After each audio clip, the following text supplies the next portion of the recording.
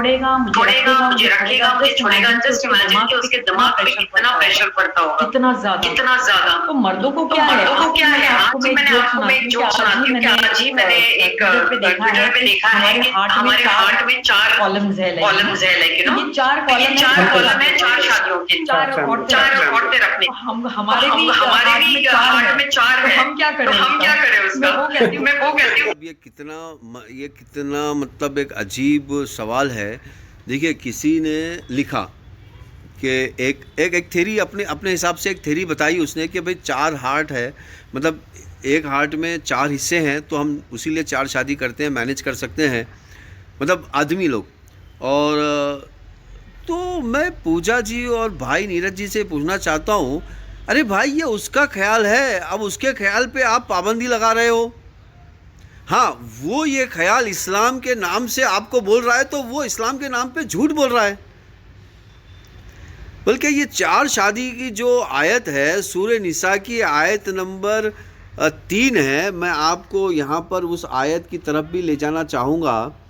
देखिए, मैं आपको उस आयत की तरफ ले जा रहा हूँ। सूरह निसा 4 नंबर सूरा है और आयत नंबर 3 है। देखिए, मैं आपको डायरेक्ट उस आयत की तरफ ले जा रहा हूँ। देखिए, यहाँ पर देखिए क्या लिखा हुआ है, अरबी में साफ साफ लिखा हुआ है, व इन खिफ्तुम अला तुक्सितु, अगर तुम डरते हो कि जो सोसाइटी का जो इंसाफ है, सोसाइटी का इंसाफ कहते हैं कि स्टेटस देना, अगर वो सोसाइटी का जो इंसाफ है यतीम समझकर आप उस पर जुल्म ना करो। क्योंकि हमारे सोसाइटी में जो प्रैक्टिस है कॉमन तौर पर, वो पैसों को देखकर, रिश्तों को देखकर, ख़ानदान को देखकर उसको इज़्ज़त दी जाती है। तो अगर आप समझते हैं कि वो इंसाफ नहीं कर सकते, तो यहाँ पर देखिए, फिल यतामा फ़न की हो, आप यतीमों से शादी करो। यतीमों से शादी करने के लिए, यानी कि क्योंकि प्रॉस्टिट्यूट का जो एस्कॉर्ट का बिज़नेस, प्रॉस्टिट्यूट का बिज़नेस, जो रंडी खाने हमारे चल रहे हैं इंडिया के अंदर और पूरी दुनिया में, और इंडिया में तो ज़्यादा ही रंडी खाने हैं पूरी दुनिया के मुकाबले में, और बड़े हिसाब से, बड़े चालाकी से ये चलते हैं। और हर चौक पर इसका नेटवर्क शामिल है, और हर तबके के और हर बिज़नेस के लोग इस नेटवर्क में शामिल है। तो ज़्यादातर जो विक्टिम है, जो लड़की वहाँ पर बिज़नेस करती है, वो यतीम होती है, मिस्किन होती है, बेवा होती है, विधवा होती है, जिसका कोई सहारा नहीं होता इनकम का। तो मैक्सिमम लड़कियाँ जो है वहाँ पर ये होती है। तो इस चीज़ को सलूशन देने के लिए, इस चीज़ को रोकने के लिए, क्योंकि अगर आप बीवी को छोड़कर किसी और के साथ सेक्स करते हो तो आप ये फैमिली स्ट्रक्चर ही टूट जाता है, और फैमिली स्ट्रक्चर ही हमारे ज़िंदगी को आगे बढ़ाता है। अगर फैमिली स्ट्रक्चर टूट गया तो हमारी ज़िंदगी आगे नहीं बढ़ेगी। तो ज़िंदगी को बचाने के लिए यहाँ पर यतीमों के साथ शादी करने की फोर्सेबली यहाँ पर हुक्म दिया गया है।